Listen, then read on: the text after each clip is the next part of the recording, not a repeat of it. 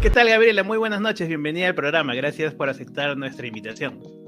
Buenas noches, Andy. Muchas gracias por la invitación. Acá, encantada para conversar. Perfecto. Bueno, el tema de esta noche, a algunos les puede sonar extraño porque no todos saben lo que es la APSI. Suena raro, ¿no? La APSI suena a nombre de Temu, suena a nombre de una marca de algo. Pero la APSI es las siglas de la Agencia Peruana de Cooperación Internacional. Primero, para entender esto, quisieras que al gran público pudieras explicarle, Gabriela, ¿qué cosa es la APSI? ¿Para qué sirve? O sea, ¿y qué implicancia tiene en nuestras vidas? A ver, APSI es, como tú dices, la Agencia Peruana de Cooperación Internacional.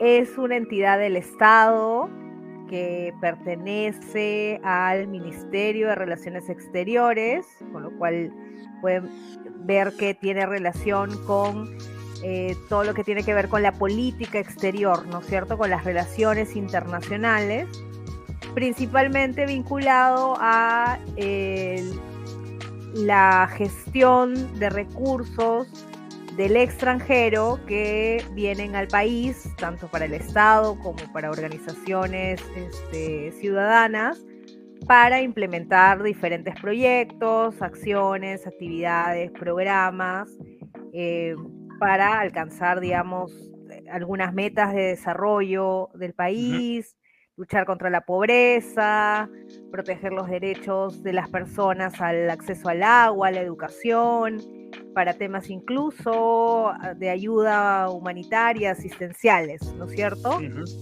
Eso es lo que regula la APSI, ¿no? Y entre sus funciones, de alguna manera dicta las pautas para ver cómo se maneja esa cooperación, y también supervisa o fiscaliza a las instituciones que usan esos fondos de la cooperación internacional, que son fondos del extranjero, para esos programas, ¿no? Claro. A ver, para poner un poco de contexto a la gente, ¿no? Entonces, lo que el Congreso ha hecho, ¿no? O ha querido hacer, ha dicho, bueno, la AXI no sirve, no está haciendo un buen trabajo, no está fiscalizando bien, ¿no? Están las ONG, las instituciones están haciendo lo que quieren con la plata, entonces por lo tanto hay que meterle la mano, hay que modificarla, hay que cambiarla. Esta nueva ley APSI que el Congreso, que entiendo ha trabajado en varios otros proyectos y lo ha convertido en uno solo para modificar lo que era la ley de este ente, ¿qué implicancias tiene? O sea, ¿qué de diferente tiene esta ley? Entiendo que ha pasado por todo un proceso de cambios, incluso cuando lo aprobaron fue sorpresivo, porque como acostumbra este Congreso, cambian las cosas a última hora y lo que empieza siendo A, después llega B y el día que toca el pleno, saca C. ¿Cómo fue esto, Gabriela? Cuéntame un poco para que la gente se entere. A ver, un poco para contarle a la gente cómo funciona en el Congreso aprobar una ley, ¿no? Normalmente hay una serie de congresistas que tienen sus bancadas y que presentan proyectos de ley, proyectos de normas. Esos proyectos se van a los grupos de trabajo, que son las comisiones parlamentarias, según el tema. En este caso han habido alrededor de 6 proyectos de diferentes bancadas vinculadas con este tema de la cooperación, que fueron a la Comisión de Relaciones Exteriores. Ese proceso empezó más o menos el año pasado. La Comisión de Relaciones Exteriores, presidida además por parlamentarios que tenían sus proyectos de ley también en el tema, y que tienen conflictos de intereses directos con ese tema, aprobó un dictamen. El dictamen es, digamos, el texto de la ley que aprueba la comisión, ¿no es cierto? Y que tiene además una serie de argumentos de por qué ese texto. Ese dictamen se aprobó en junio del 2024, muy cuestionado, no solo en el Perú, sino a nivel internacional. Se postergó muchas veces que esté en el pleno del Congreso, que es finalmente donde se tiene que aprobar un dictamen, y finalmente en marzo de este año entró al pleno del Congreso. Y durante el debate, que en realidad fueron la intervención de 3 de los autores de los proyectos originales, la presidenta de la comisión dijo, bueno, hay una serie de observaciones, porque el dictamen tenía observaciones incluso de las entidades del Estado que estaban afectadas, como la SUNAT, la Unidad de Inteligencia Financiera, la misma APSI. Dijo, hemos recibido observaciones y entonces yo ahora presento un texto nuevo, se llama texto sustitutorio a eso, entonces presento un texto nuevo, diferente, y pido que lo votemos. Y entonces se dieron 5 minutos para que les dieran a los congresistas que estaban en el pleno, y en menos de 5 minutos los congresistas leyeron el nuevo texto, lo analizaron. Lectura veloz, después lectura veloz. Efectivamente, lo analizaron muy profundamente en 5 minutos y votaron. No hubo ni siquiera debate, un texto que no conocía ni siquiera la comisión.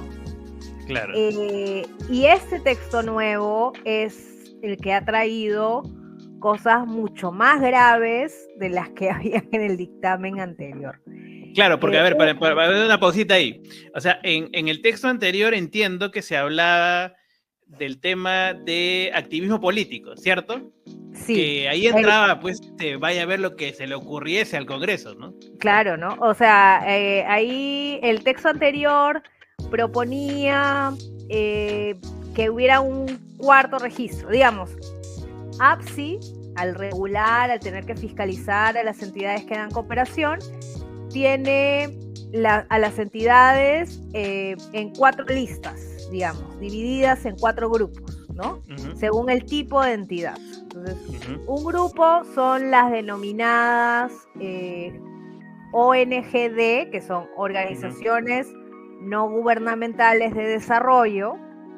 Otro grupo son las ENIEX, que son las entidades extranjeras, que son las que financian, ¿no es cierto? Y otro grupo son las IPREDA, que son las instituciones que reciben donaciones para temas asistenciales, de ayuda social o educativos. Esos son los 3 grupos.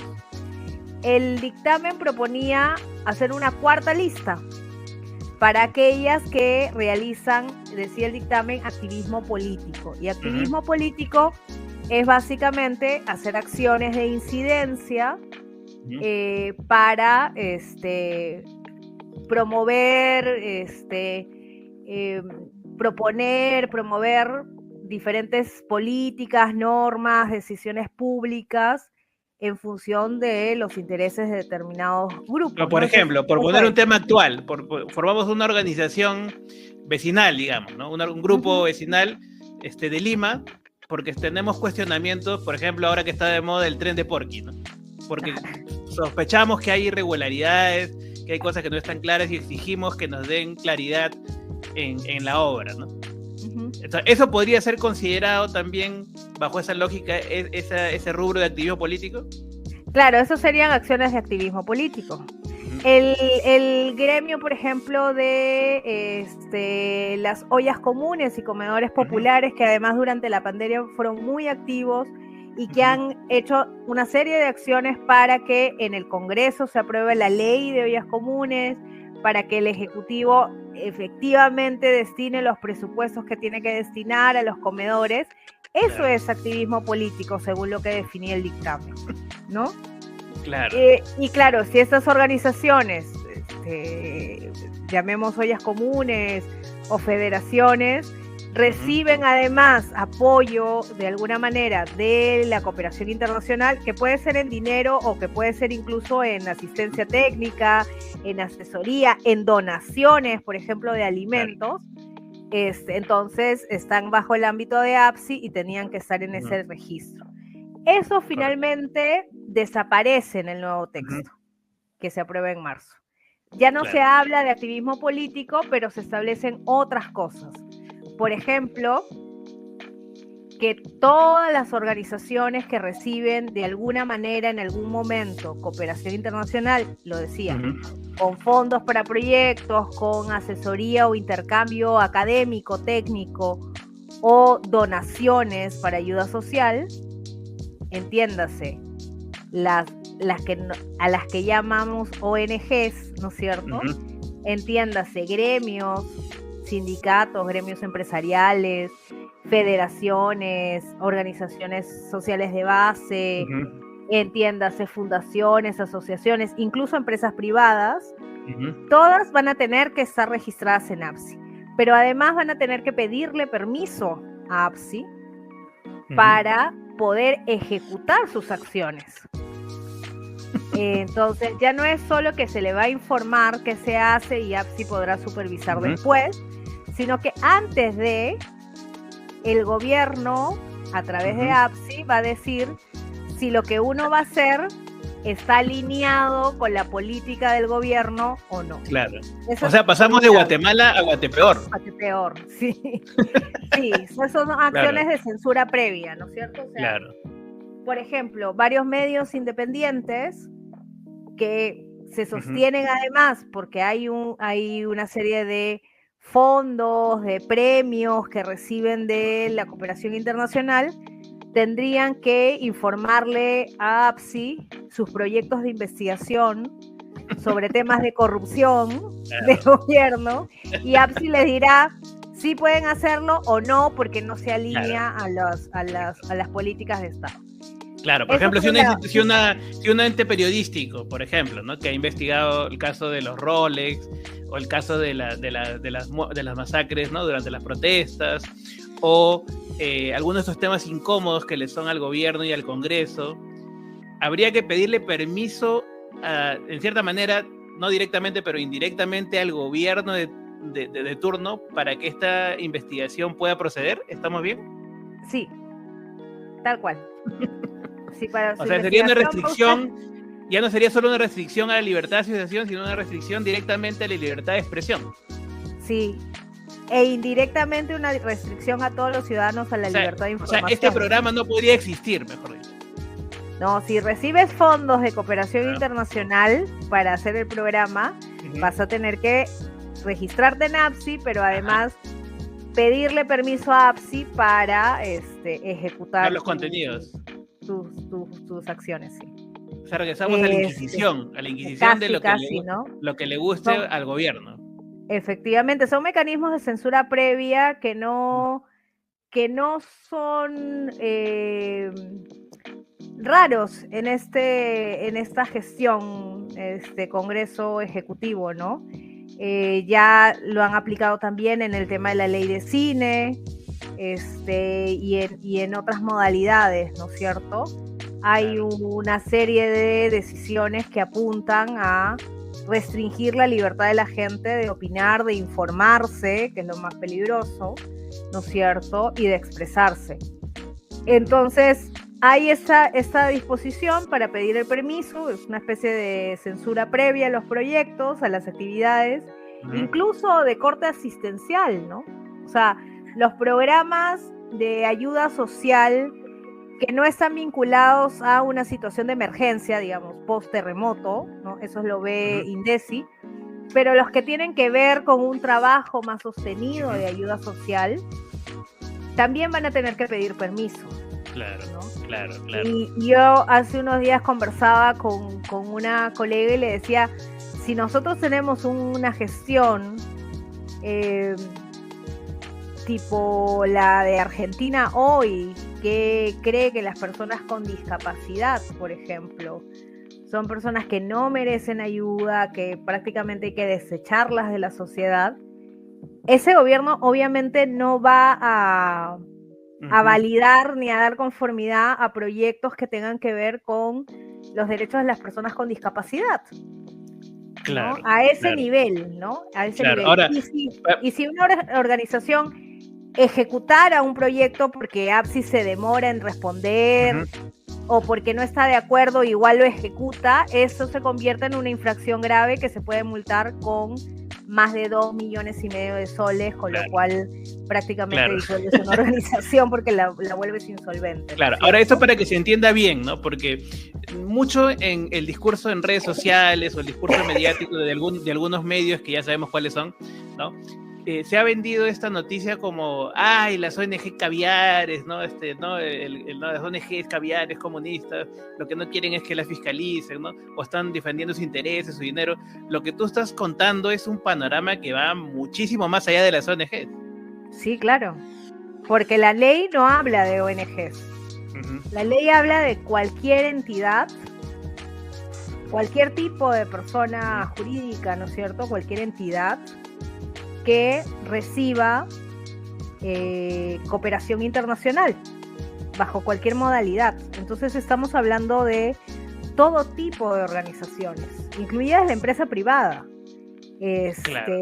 Fundaciones, asociaciones, todos van a tener que registrarse en APSI para poder recibir la cooperación, van a tener que pedir permiso para poder ejecutar sus acciones, van a tener que cumplir también con una serie de procedimientos. Es muy interesante porque, como tú dices, el discurso ha sido, esto es para fortalecer la transparencia, ¿no es cierto? Para que transparenten, para que se rindan cuentas, pero la ley no cambia absolutamente ni una sola coma de lo que ya estaba vigente con relación a APSI, de los procesos de fiscalización, de las obligaciones que tienen las organizaciones que están registradas, ¿no? Lo único es que incorpora este proceso de permiso previo, de conformidad previa, que no solamente va a afectar a las organizaciones de sociedad civil, a las empresas, que también va a afectar a las entidades del mismo Estado, porque... ¿Cómo así? A ver, explica esa parte que es interesantísima. ¿Por qué? Porque la cooperación internacional no solo llega, de hecho, no llega principalmente a las organizaciones de sociedad civil, sino que principalmente está destinada a los proyectos, a los programas que se ejecutan desde el Estado, ¿no es cierto? Cada entidad del Estado tiene su área de cooperación internacional y gestiona proyectos y ejecuta proyectos.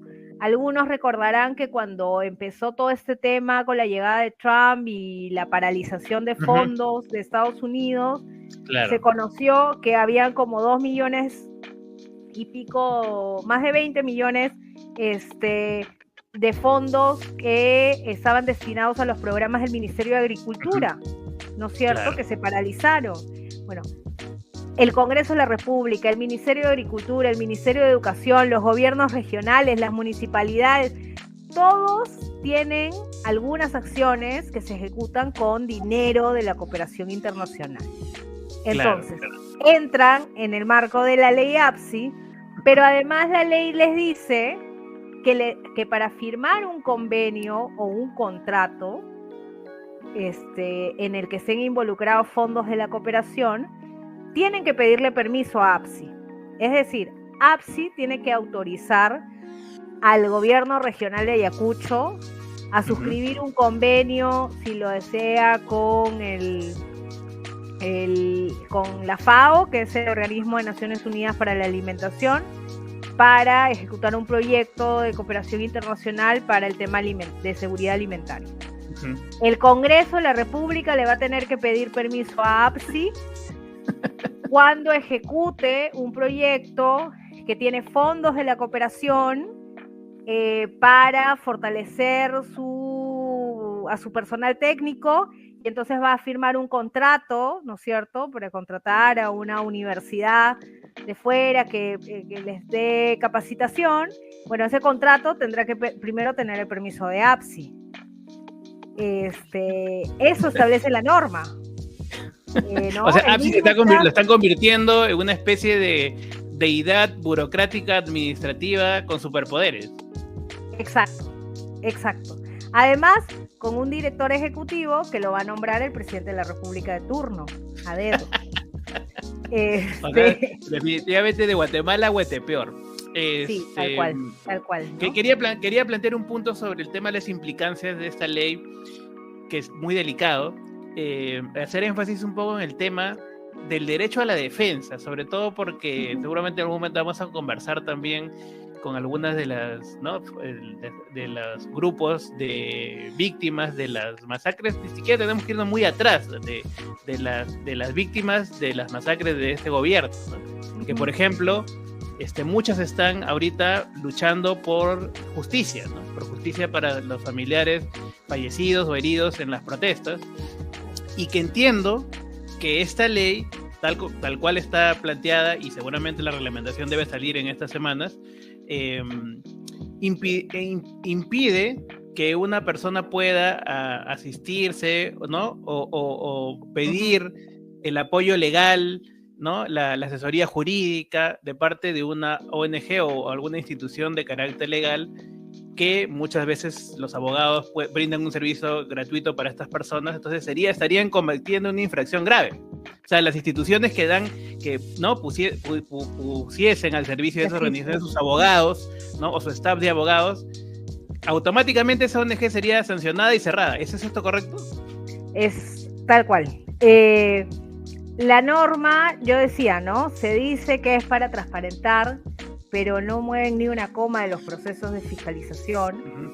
De hecho, ya hoy las organizaciones le rinden cuentas a APSI, le rinden cuentas a SUNAT, a la Unidad de Inteligencia Financiera, a la Superintendencia de Fiscalización Laboral. Hay un montón de mecanismos por los cuales el Estado efectivamente supervisa a las organizaciones. Pero más allá, y esa norma lo que va a hacer es sobrecargar a esas instituciones, con lo cual en realidad, más que fortalecer su trabajo, lo va a debilitar. Pues no hay posibilidad de que APSI, por ejemplo, pueda fiscalizar un universo que va a ser inmenso, ¿no es cierto? Pero además, lo que sí hace esta norma es incrementar la lista de infracciones. Entonces está más pensada a poner la mayor cantidad de trabas en el camino para que de todas maneras las organizaciones cometan una infracción y sean sancionadas, ¿no? Y dentro de esas infracciones hay un grupo de infracciones que se denominan muy graves, que es lo peor que tú puedes hacer, digamos, ¿no?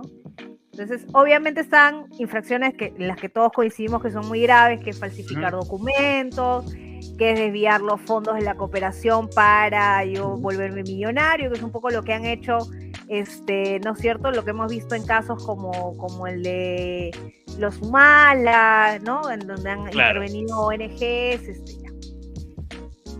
Pero dentro de eso hay una infracción que está referida al uso indebido de la cooperación o de las donaciones. Y a modo de ejemplo, señalan explícitamente que uso indebido es asesorar, financiar o asistir de cualquier manera una acción judicial, administrativa o de otra naturaleza. Mira lo amplio de la descripción. Ahí entra de todo. Entra de todo. Contra el Estado peruano a nivel nacional o internacional. Y eso claramente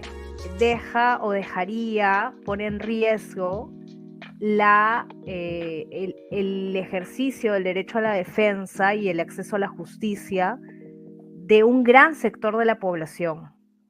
Yo mencionaba ahora, por ejemplo, el tema de las personas con discapacidad, pero incluso en casos, por ejemplo, como el caso Caliwarma, en donde ha habido un grupo de niños de escuelas públicas cuya salud ha sido afectada, esas personas podrían efectivamente querer iniciar acciones contra el Estado peruano, ¿no es cierto?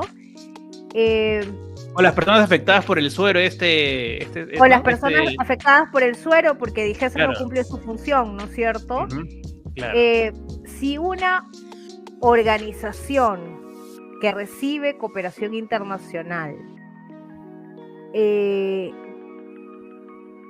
asiste a estas personas en su proceso de buscar justicia contra el Estado y demandar al Estado peruano por no cumplir con sus funciones y poner en riesgo sus vidas, esa institución podría ser sancionada por APSI. Hay hoy varios procesos que están en el sistema interamericano ¿no es cierto? Que de hecho ya la Corte le ha dicho al Estado peruano, a estas organizaciones que están hoy llevando casos, no les pueden aplicar la ley y no las pueden sancionar por estos casos que ya están llevando. Claro. ¿No es cierto? Y que ya venían llevando desde antes que hubiera la ley. O sea, no puede aplicar la ley retroactivamente. Claro, que entiendo que ya entra, por ejemplo, Demus y recientemente creo que Aprode también, ¿no? Ajá, también. Exacto, ¿no? Entonces, en el caso de Demus, por ejemplo, ellos están llevando el caso de esterilizaciones forzadas, en el que está involucrado el congresista Alejandro Guinaga. Coincidentemente estaba detrás de esta ley, ¿no? Efectivamente, que es autor de uno de los proyectos de ley que dan origen a esta norma, y que en junio presidía la Comisión de Relaciones Exteriores y aceleró el dictamen del que habíamos hablado de activismo, ¿no es cierto? Entonces, claro, hoy tiene una norma que le dice a las organizaciones: no uses la plata de la cooperación para demandar al Estado, con lo cual el Estado y en realidad las gestiones de turno se vuelven intocables, ¿no es cierto? Por ejemplo, volviendo al caso de los colegas periodistas, el periodismo de investigación se basa en el acceso a la información pública, que además es un derecho que tenemos todos los ciudadanos, ¿no es cierto? Entonces, si nosotros pedimos información pública a una entidad y nos niegan esa información y sentimos que los argumentos no son los correctos, uno puede apelar. Uno puede ir además hacia una instancia que es la Autoridad Nacional de Acceso a la Información Pública, y si no, puede ir incluso a un proceso judicial de habeas data. Bueno, si un medio hace un proceso así, y es un medio que además tiene fondos de cooperación internacional, APSI lo podría sancionar. O sea que nunca no hubiésemos podido saber lo del cofre, por ejemplo, de Dina Boluarte. Por ejemplo, no podríamos haber sabido lo del cofre, no podríamos... O de su alimentación cara que pagamos todos. Exacto, ¿no? O sea, es una descripción además tan amplia que, por ejemplo, tampoco podremos hacer informes sombra, ¿no? Informes paralelos de... hasta eso está sancionado. Es que podría entenderse, ¿no es cierto? Cuando dicen asesorar, asistir o financiar acciones de otra naturaleza contra el Estado peruano a nivel nacional o internacional. O sea, ya ni siquiera hacer informes. Si yo hago un informe indicando que el Estado no está cumpliendo con sus obligaciones en el marco de la Convención contra la Corrupción y lo presento a la Conferencia de Estados Partes de la Convención, podría interpretarse, está tan abierto que podría interpretarse como una acción contra el Estado peruano, ¿no? Pero además, en una lógica perversa que agudiza una desigualdad. El Estado debería ser garante del ejercicio de derechos de los ciudadanos, sobre todo de aquellos que tienen menos recursos y por lo tanto menos posibilidades de acceso a una defensa, por ejemplo. Claro. Las víctimas que tú mencionabas de las violaciones de derechos humanos de hace un par de años, ¿no es cierto? Pero también las que vienen desde hace 40 años y también de los casos que hemos mencionado, como Caliwarma, como Medifarma, ¿no es cierto? Claro. O las poblaciones indígenas, ¿no? Ahora el Estado les dice, no, bueno, sí las pueden defender, pero con su plata, ¿no? Paguen ustedes su defensa, ¿no? Es más o menos lo que dice. Pero al mismo tiempo, el Estado desembolsa millones de soles para pagar la defensa privada de los funcionarios públicos que están denunciados por corrupción y otros delitos. Además, en el caso de corrupción es un esquema casi absurdo, ¿no? Porque es como, en el caso de corrupción, la víctima es el Estado, ¿verdad? Claro. Ya. Pero esa víctima le paga la defensa a la persona a la que está acusando. Entonces es como si Es un yo, contrasentido. alguien me roba, Claro. ¿no? Chapan al choro, yo lo denuncio, estoy en un proceso contra él, pero yo le pago la defensa al choro. Es así de absurdo. Es Así un de asalto absurdo. es un asalto a mano Ajá. armada. Es un Sí. asalto a mano armada. Y entonces los fondos que el Estado destina a eso son millonarios. Los recursos que se le dan a las entidades que tienen que perseguir el delito, las procuradurías y las fiscalías, son muy pocos, con lo cual ya hay una desigualdad. Pero ahora además a las víctimas más pobres se les dice, no te pueden ayudar con esos fondos, mira tú cómo consigues la defensa, ¿no? Es una lógica bien perversa. Terrible. Perversa. Sí. Una última pregunta porque nos está ganando el tiempo. Has mencionado que obviamente esto tiene un espectro internacional, que viola una serie de derechos, ¿no? Como la libertad de expresión y demás. Entonces la pregunta que se cae madura para cerrar ya esta conversación es, ¿esto no es inconstitucional? ¿Esto no viola tratados internacionales? O sea, racionalmente uno tendría que ir al Tribunal Constitucional, uno tendría que ir a la Corte Internacional. O sea, ¿cuál sería el camino a seguir y cuál es el camino que se está siguiendo? Porque esto obviamente va a motivar o ya ha motivado una respuesta de parte de la sociedad civil, Gabriel. Sí, de hecho nosotros consideramos que es una norma inconstitucional y es una norma que viola diferentes tratados y compromisos internacionales.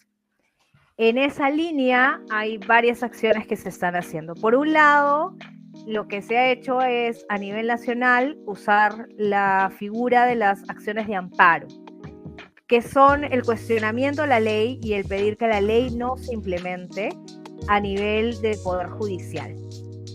Entiendo yo que hay alrededor de una decena de acciones de amparo de diversas organizaciones y probablemente vengan más acciones, porque como decíamos, no solo las organizaciones están siendo afectadas directamente, sino las poblaciones con las que trabajan esas organizaciones, ¿no? Y los ciudadanos también.